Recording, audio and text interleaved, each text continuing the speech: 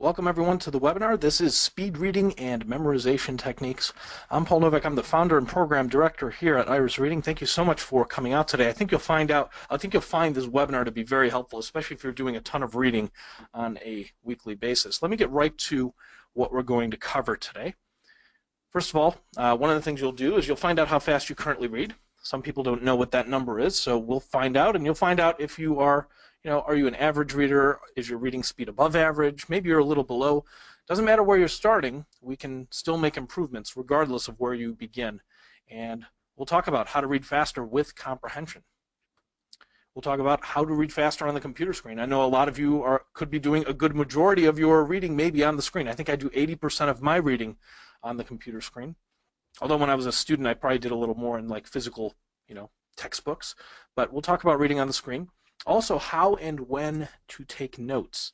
Note-taking is an inevitable part of reading, especially if you're studying or if you've got a lot of reading that's very detailed. Taking notes is beneficial, but some people don't know the ideal way to take notes. We'll cover that as well. And how to memorize information. We'll go over one particular memorization technique that I think you'll find very, very useful, especially when tests come around, or if you have to memorize something. Maybe you have to memorize a presentation for school or work. So we'll cover a nice little technique to help you with that. A little bit about us. If you are not already familiar, irisreading.com is the largest provider of speed reading and memorization techniques. We do the courses online, as you already know, and we also do them in person. So you can take additional courses if you want. If you go to our website at irisreading.com, we have more comprehensive sessions. We're going to cover a lot in a very little bit of time here, but if you want something that's more comprehensive, definitely check out the website. We've got online and in-person courses. I would highly recommend an in-person course if you happen to be in one of the following cities. We've got them all over the place. And actually, there's a lot of cities that aren't even listed here because we do a lot of private workshops. So if you want to invite us to your school or your company, you're more than welcome to go to our website, click the Contact Us page, and we'll try our best to organize something at your school or company. But the classes you see with the cities on the page here, this is where we currently have classes scheduled right now that are open to the public. They usually happen on weekends. You can check out the schedules at irisreading.com. And of course, if your city is not listed there, you can either get in touch with us or take one of the online courses, which basically are the same content that we would cover in a live class. By the way, the online courses are also video tutorials, so you can watch them at your convenience. You get lifetime access to them as well. So our focus here at Iris is speed, obviously. You want to read faster, but you also want to comprehend the material. So we place a very strong focus on comprehension. And there's a third area that's a little bit different from comprehension, but related. There's retention. What do you remember? And the reason why I say there's a difference between retention and comprehension is retention's, what do you remember later on in the future? Comprehension is what are you understanding right now in real time as you're reading the material. So sometimes you could have pretty good comprehension, but your retention is horrible. You ever, study all night or all week for a test, and then you come to a certain question, and you're like, I can't remember this particular answer, and then it hits you. Maybe it hits you sometimes later in the day after the test is already over. But we've all had that tip of the tongue phenomenon happen, or situations where, think about the books you read back in high school. How many of those books can you remember the details of the plot now? So we focus on all of these areas, and we're going to start today with a memorization technique that will help you to memorize information. And it's a memorization technique that dates back to the ancient Greeks. So think about if you were, someone living in ancient Greek society, you don't have all the modern day amenities of storing information like on your computer, on a hard drive, or even on paper. Just, that's back then you had to have a way of storing information in your mind. And they actually had a memorization technique called the memory palace technique. It's also sometimes referred to as the method of loci or method of loci. And loci meaning related to the word location. So here's how this memorization technique works. You choose a location you're familiar with. It can be your home, it could be your office space, it could be your campus, it could be your friend's place. It's best to start off by choosing your home, and you basically do a mental walkthrough of your home. You have to decide what's the first location you come upon when you come home from work, let's say. Number two, what's the second location after that? What's the third location? So you have this mental walkthrough of your home. So number one could be, let's say you come home from school or work, and first you park your car in the driveway or garage. That could be number one. Or maybe you don't drive to work. Like if you're living in a city like I'm broadcasting here from Chicago, a lot of people take the train here. When you come back home, maybe number one is door for you. Let me give you an example of a memory palace technique. This is an example of mine here.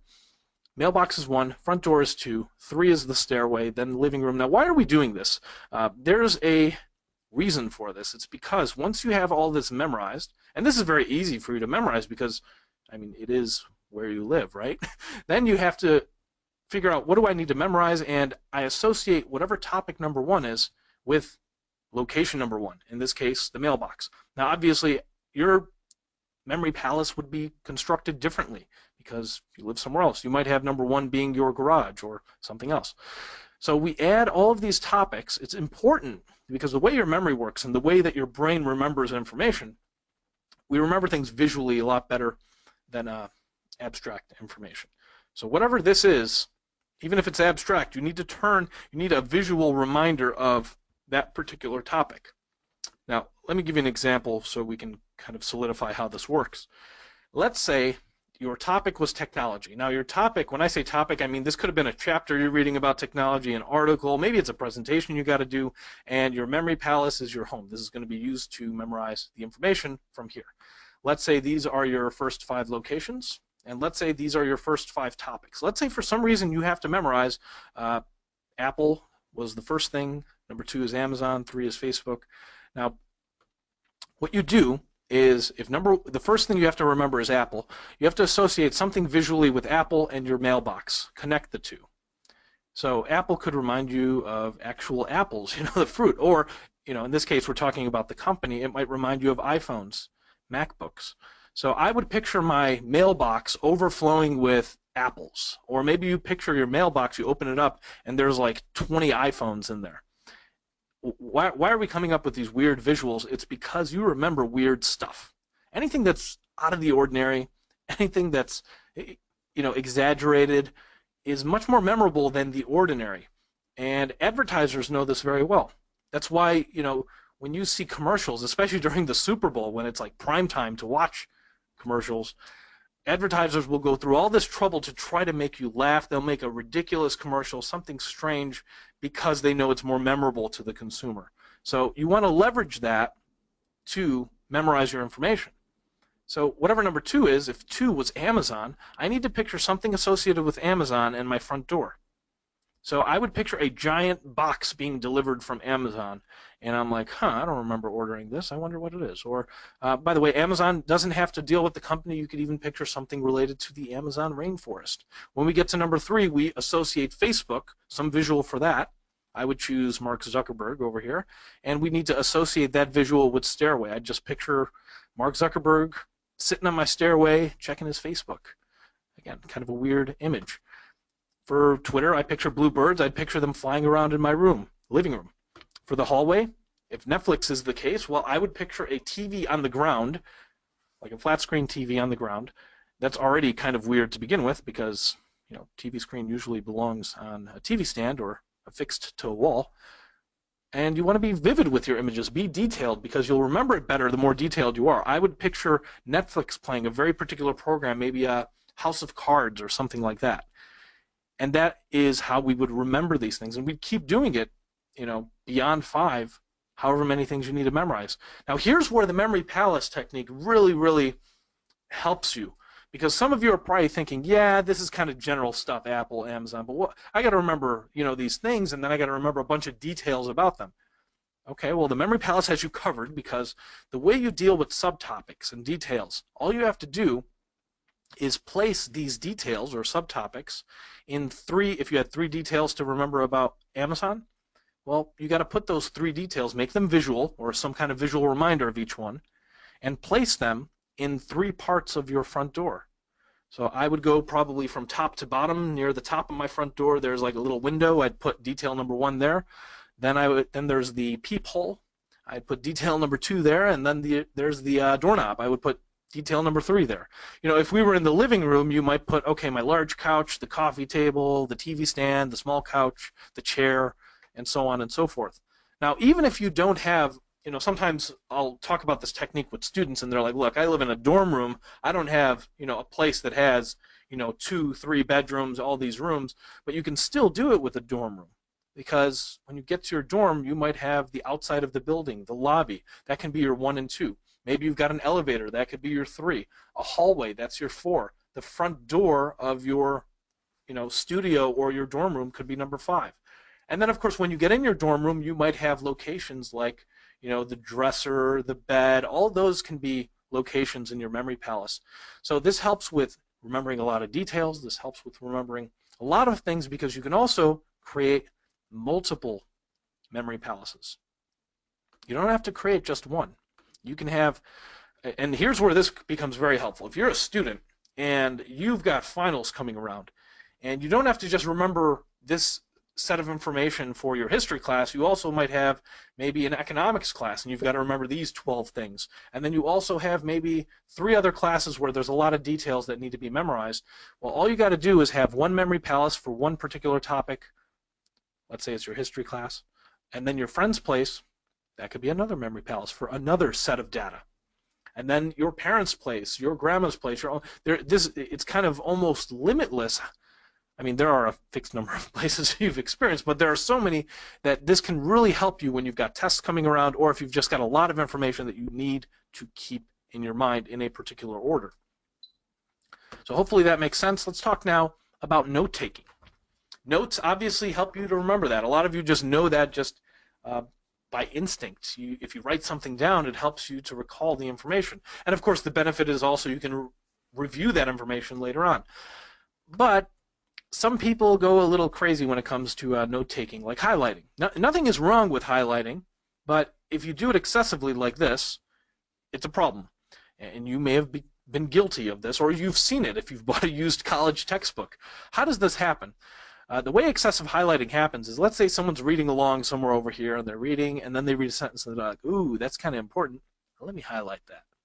And then they read the next sentence, and they're like, ooh, you know what? That's really written very eloquently. I'm going to highlight that as well. It's kind of important. Then you read the third sentence, and it turns out this one's way more important than the previous two. Maybe it's the summary of that long paragraph. And at this point, someone might decide to also highlight that, or maybe use a different color, and I think you see where this is going. You shouldn't be taking notes after just one sentence. Try to at least finish a paragraph. So, someone highlighting all this right here, what they probably should do is finish the paragraph first and then go back real quick and just highlight a word or a phrase that'll remind them of what the topic of discussion was in this paragraph. Because every paragraph is one particular topic or idea. Or another idea is to finish an entire section. So if you feel like you're spending too much time on notes, finish an entire section first before you take any notes. That's another way to go about it. But I would not spend more than 20% of my time taking notes.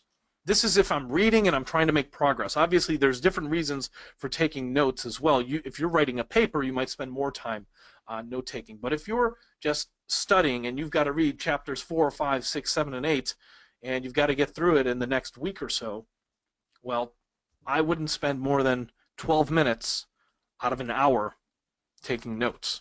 Again, think of it as a 20% max. Also, how you take notes is important. Something like this is messy. It's hard to read. It's hard to find information. I don't know if this has ever happened to you. I know it happened to me a lot before I learned how to take notes efficiently. In high school, I'd have just chicken scratch all over my notebooks, and a lot of times I would write things down and never look at it again because I couldn't even figure out any kind of order.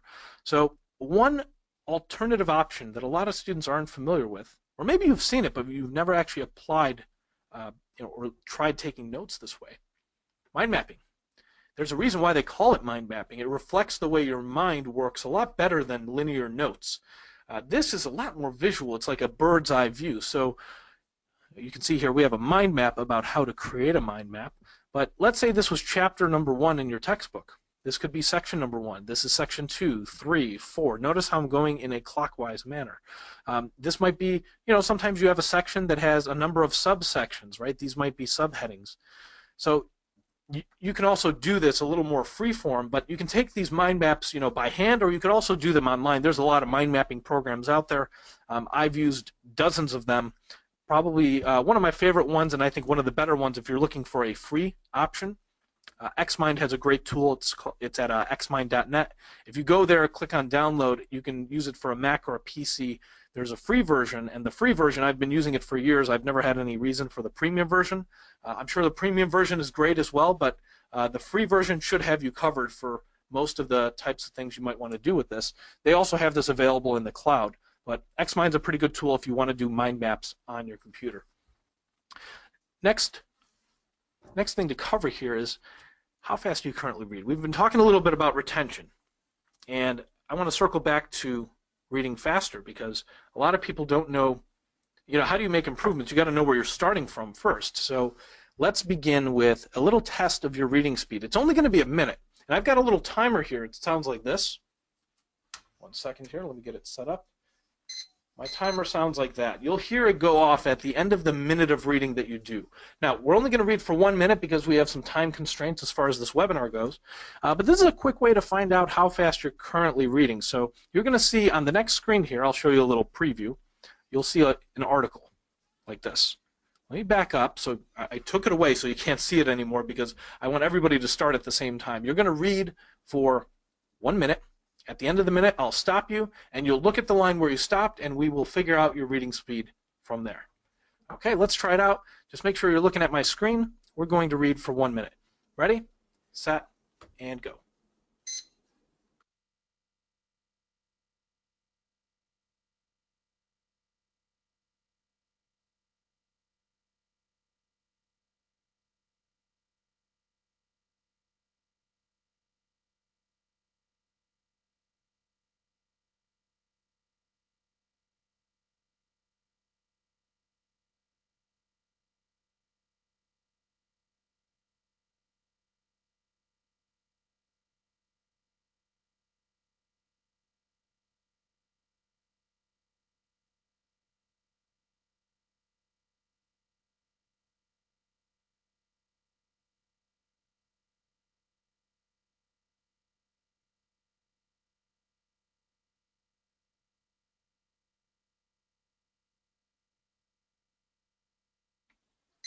And stop. Okay, look at the line where you stopped, and look at what number that corresponds to. By the way, I want you to know that although I did time you for 1 minute, because this is streaming live, and we're recording this live as well, so if you're viewing the recording or viewing the stream, it might be off by a second or two here and there depending on the delay. That's dependent on your internet connection and mine. So you could also test out your reading speed. If you want to be extremely precise, test it out for yourself. Read for a minute, count how many words you read during the minute. Now, wherever you stopped here, take note of it, because I'm going to move on to the next slide, and we'll measure your reading speed again later on, and we'll want to compare the numbers. But make sure you take note of your speed. Write it down somewhere. Make sure you don't forget it. Let's move on to the next slide. Oh, and by the way, I should mention, these numbers tell you over here the number of words up to the final word of the line. So you see paragraph 2, this word even, there's 249 words from the beginning here all the way to that last word there. If you finished the entire second paragraph, you see one more word there, that would be 250. So if you want to be precise, let's say you stopped right over here and you didn't read the last 2 words, you just subtract 2 from whatever number is over here. So that's how you'd find out exactly what your speed was. Make sure you take note, because we are switching to the next screen here. Here's the average, 150 to 250. Now, I want you to know a few things about that average. First of all, it's based on adults in the U.S., so that's considered 18 and up.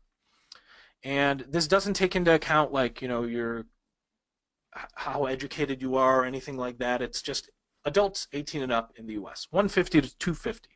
Now, what is the average for college-educated adults? It's a little higher. It's like typically 200 to 300. And of course, if we had little kids that were reading that are like 3rd graders, 4th graders, they'd definitely be on the slower end of the spectrum here. But this is the average for adults in the U.S. that you can compare to. And of course, if you're in college, you might want to compare a little more to 200 to 300.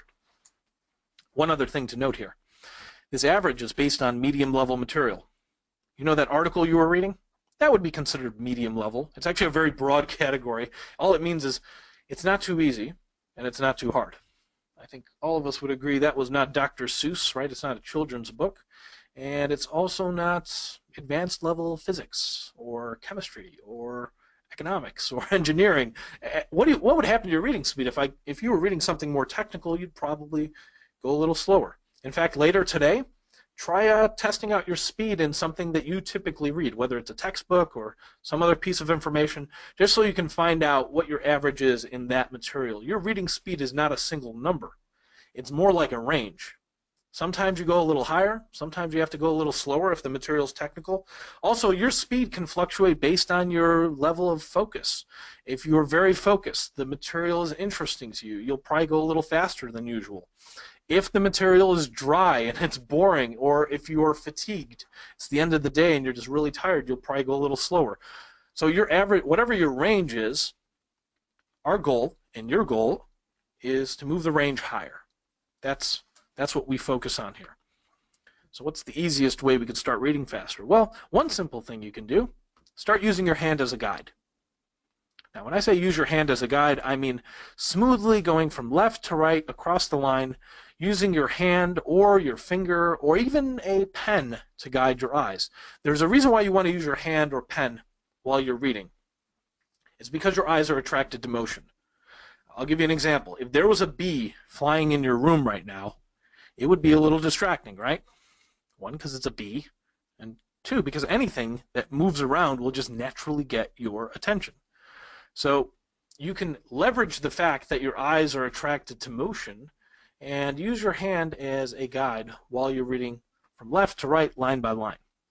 So that's one way. It helps you concentrate a little better. And of course, if you have better concentration, you'll get a little boost in speed. You'll also have a little bit of, now using your hand is not going to just triple your reading speed, but for some people it can give them a 20-30% boost in speed, and that definitely saves you some time. And of course, if you're concentrating better, you will have better comprehension too, which means you won't go back to reread as much. Now I want to cover real quick reading on the computer screen, because I just told you use your hand as a guide, but if you're reading on the screen, or especially if you have a touch screen like a tablet or your phone, that's not very practical advice to use your hand as a guide. So sometimes it's helpful if you have like a piece of paper, an actual magazine or an actual book in front of you, but if you're reading on the screen, using your hand is not always as practical. So how do we guide our eyes? You could try using your mouse, I guess, but if you've got an external mouse, that can be done easily, but I'm on a laptop here. My mouse pad only extends so far. Using my hand or pointer as a guide, it's not very practical for me. So I want to show you an application that we have developed at Iris Reading, and it is a free speed reading application that you can use. It's web-based. Let me show you how it works. Let's take some sample reading material from The Onion. So let's say we had to read this very dense article, World Scientists Admit They Just Don't Like Mice. So let me show you how the application works. First of all, you need to copy the text that you want to read. So I have some text over here. I'm going to highlight all the text in this article. I'm going to copy it. And then you go to the application. The application is called Accelerator.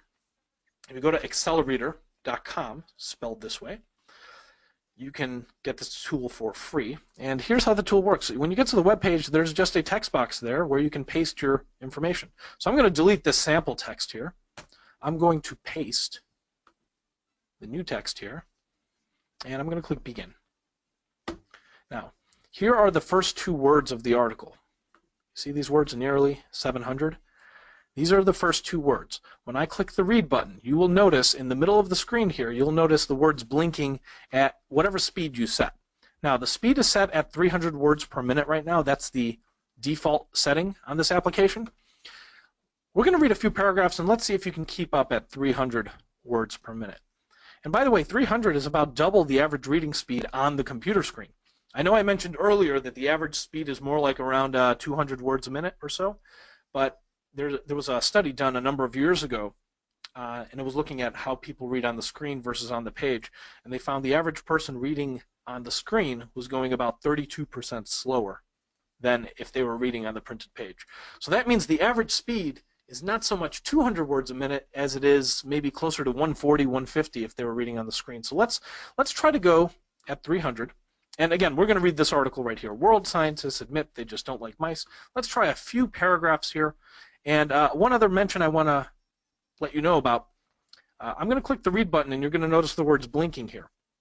Now, because we're streaming this live, and those of you watching the recorded session, the recording or the stream will record and stream a certain amount of frames per second. So if it looks a little choppy at points, it could just be because we're streaming this. If you do this on your own, it'll go at a very constant speed, the 300 words per minute. But I think our internet connection is good here. We should be good to go. But let's try it out and just read a few paragraphs. Here we go.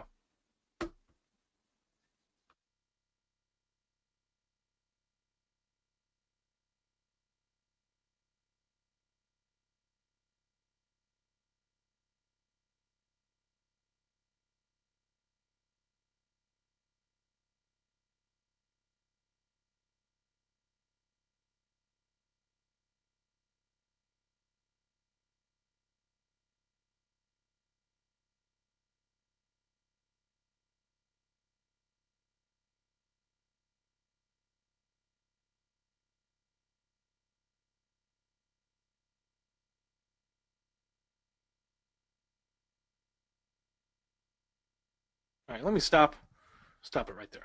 Okay, you get the idea, I think, how this application works. And you probably noticed it was blinking 2 words at a time there. That's actually something in the settings you can change. You can choose the chunk size. How many words do you want to see at a time? There's also words per minute setting over here. There's some other cool settings down here you can explore on your own.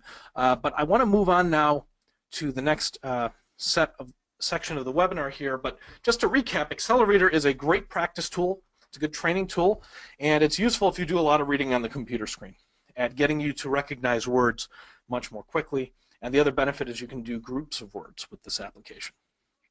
Now let's look at how most people tend to read, because you see this little green dot bouncing around from one word to the other. This is kind of how most people their eyes will move in this manner, word by word.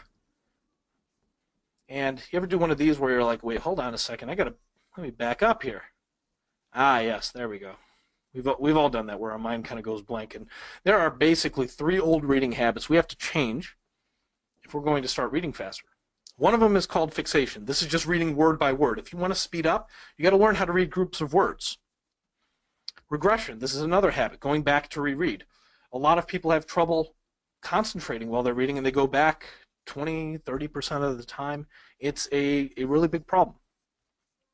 And the third old reading habit is called subvocalization. This is the one that limits your reading speed the most. And it's one of the harder ones to change. This is that voice you hear in your head while you're reading. Have you noticed this? The voices you hear in your head. Now, it doesn't mean you're crazy. You're hearing your voice, and most people tend to do this, and it's fine while you're reading, but there's a little bit of a problem with this voice in your head. By the way, if it's another voice you're hearing in your head besides your own, then you might be in the wrong session here. But if you're saying the words to yourself and it's your voice, it's fine. But the problem is, if you're saying all the words in your head, that means you're only going to read as fast as you talk. And there is a limit to how fast you can talk. You can try to talk really fast, but even then, auctioneers, people that do disclaimers at the end of commercials, those are fast talking speeds, but they're in the 300s. It would be hard to talk at 400 some words a minute or 500 some words a minute. If you tested out your talking speed on your own, you'd probably find it to be somewhere in the range of 150 to 250. In fact, that's exactly the average reading speed. Guess what? The average talking speed is the same. It's because of this habit right here. Now, why do we do this? Well, when we were little, remember your teacher had you read out loud?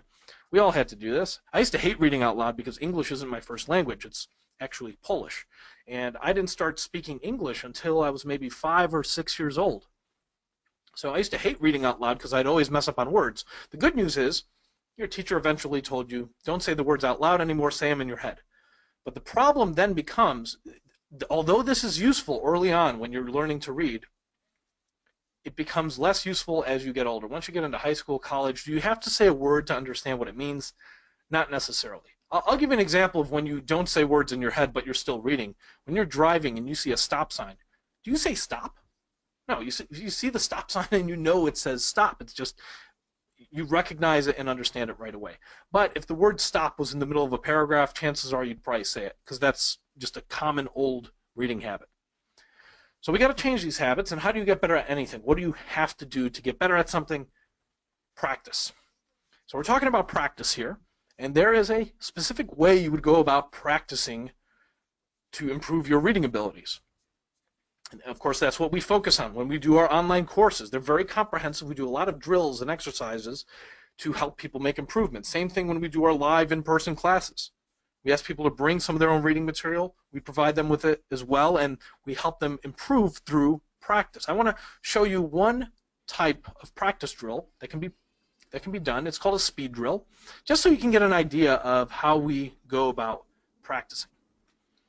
So the goal of the drill is to purposely go faster than you would normally read. How are we going to do this? Well, remember this piece of information that we had on the screen earlier? This was the article that you were reading for a minute early on, and you got to a certain point. Let's say you finished the first 2 paragraphs in a minute.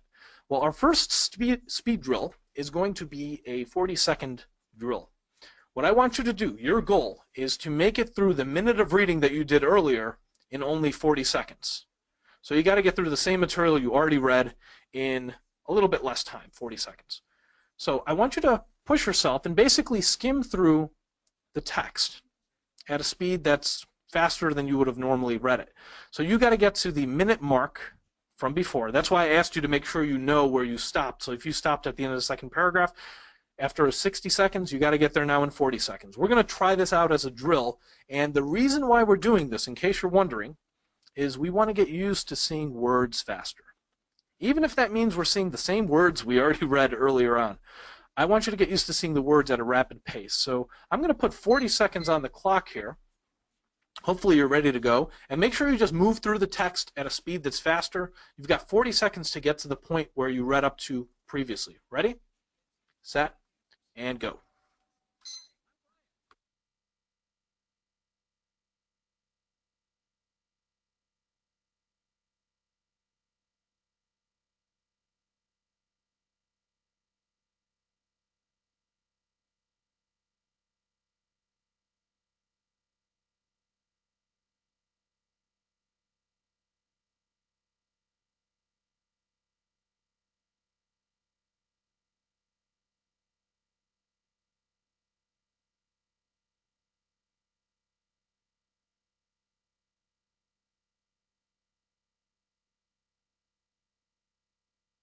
And stop. All right, that was 40 seconds. How'd you do? Did you make it to that line? I hope you did. And even if you didn't, you got to go a little faster this time around. Even if you did or didn't make it to your line, you've got now 30 seconds. So the whole point in doing this drill is to get you used to seeing words at a much faster rate than usual. I've got 30 seconds on the clock now. We're going to do the same thing. Start at the top of the article, make it through the minute of reading you did previously in half the time. So you've got to pace yourself to go about double your normal reading speed. Don't worry if you feel like you're missing some stuff. And actually, you won't miss that much stuff because you already read this for a minute to begin with. I just want you to see the words at double your normal reading speed. Let's try it out. You've got 30 seconds. Ready, set, and go.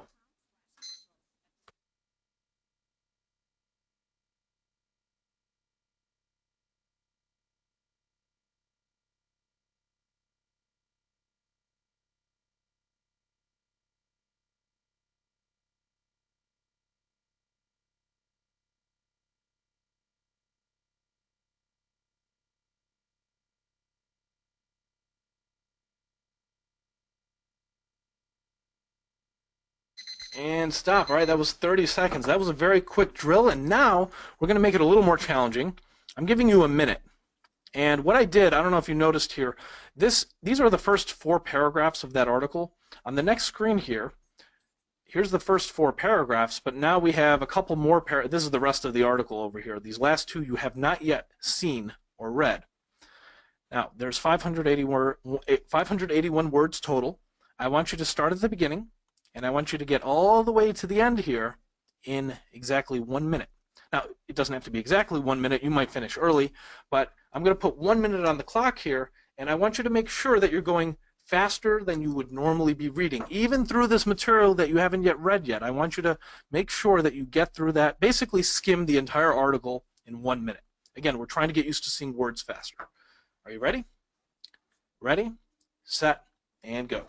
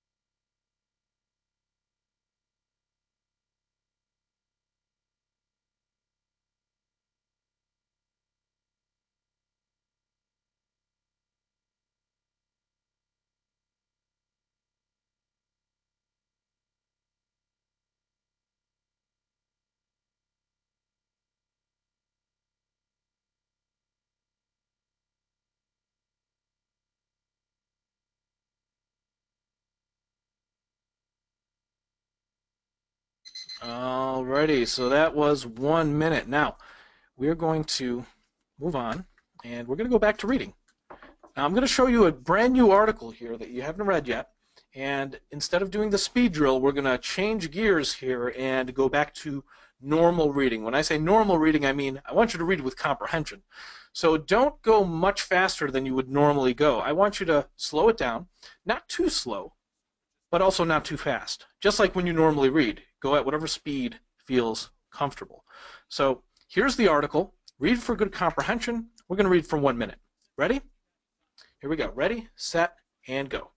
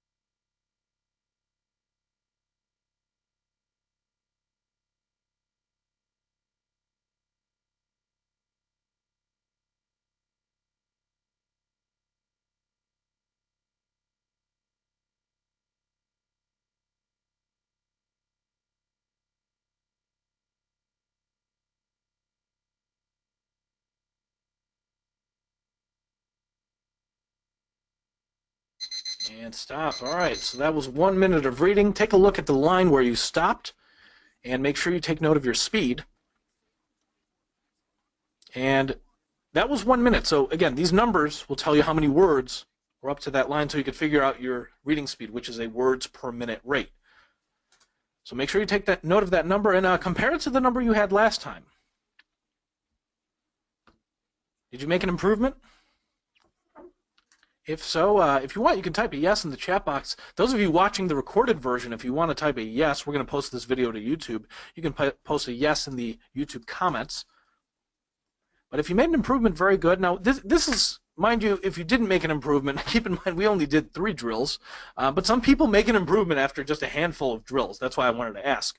And I want to describe to you how these drills work, because this is just one type of drill. I told you earlier, we have more comprehensive online courses and in-person classes. This is one type of drill we'll do among many others. And the goal is to improve your reading abilities. In this case, we were focusing on speed. Get used to seeing the words faster.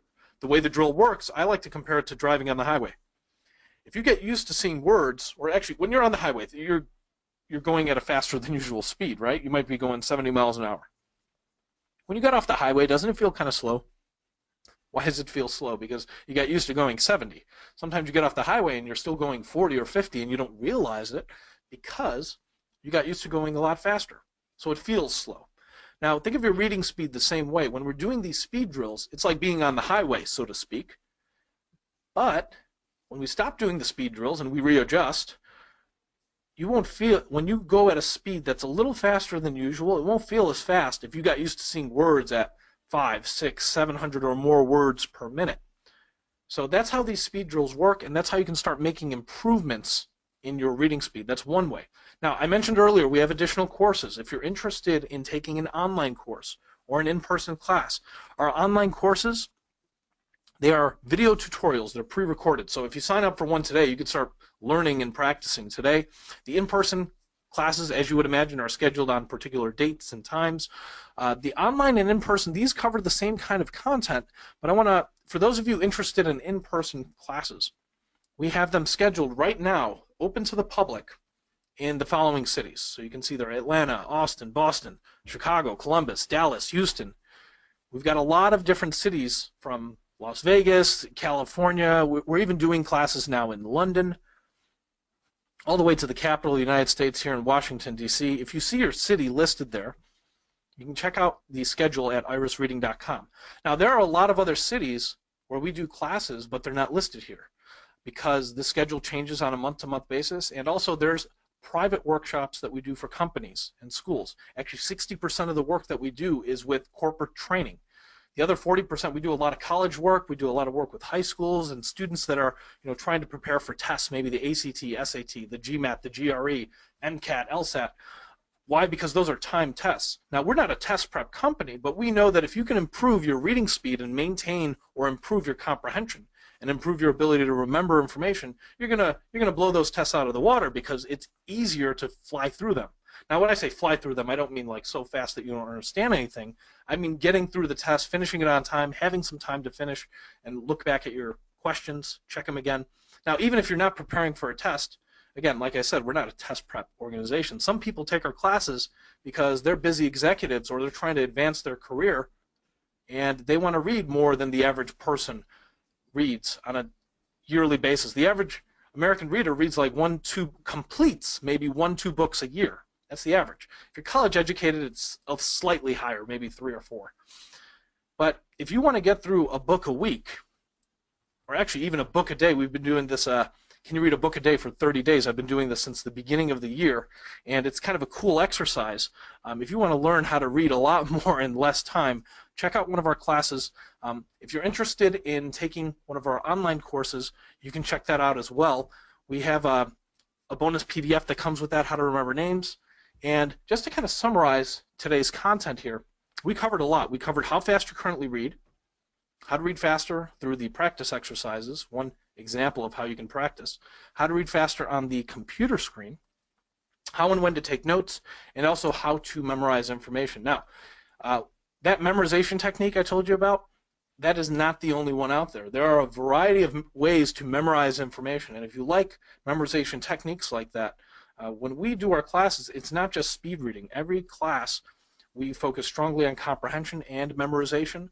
So whether you take an in-person course or an online course, we've got all that information packaged in the classes. You can check it out at irisreading.com. And if you have any questions or you want to invite us to your campus to do a workshop or at your company, I've got my contact information on the screen here. You're more than welcome to reach out. And thank you so much for attending today's workshop. I really hope you found it helpful. If you like what we're doing here at Iris Reading, I hope you tell your friends about us. And if you don't like what we're doing, I hope you tell your enemies about us, because that'll show them, right? So thank you so much for attending, and enjoy the rest of your week. Take care.